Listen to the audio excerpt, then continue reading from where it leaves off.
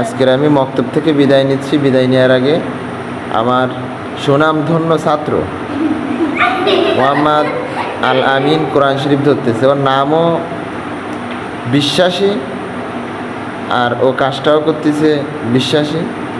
আল আমিন কোরআন শরীফ ধরতেছে। ওরা কিছু কোরআন শরীফের আদব আখলাক বর্ণনা করা হচ্ছে। এখন আলামিনের কাছ থেকে শোনা হচ্ছে যে ও কীভাবে উজু করে। আলামিন শুরু করো, তুমি কীভাবে উজু করো?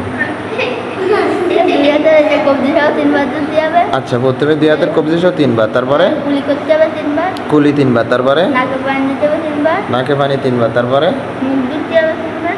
মুখের অর্ধেক তা ও সমস্ত মুখ 3 বার, তারপরে হলো যে 2000 কোণ সহ 3 বার, তারপরে মাথা মাসে কয়বার? 3 বার। 3 বার? ও না, একবার মাথাটা তোলা যাচ্ছে না, আর পাও যে দুইবার কান টান গর্দান টান মাসে না করলেও না, এই যে এরকম ওই মাথা মাছের সাথে ওই মাথার মধ্যে তো ওইগুলো তাই সব একসাথে ধরা হয়ে গেছে, তাই তো? আর যাক, বোঝা যাচ্ছে আলামিনের মাথায় বুদ্ধি আছে, কারণ মাথা তো এইটুকু। আরে আপনি বুঝতেছেন না আমার কথা, আমি তো আপনার পক্ষেই করছি, তা আপনি ওরা বলতেছেন কেন? আচ্ছা যাই হোক, বোঝা যাচ্ছে আলামিন উজু করতে পারে।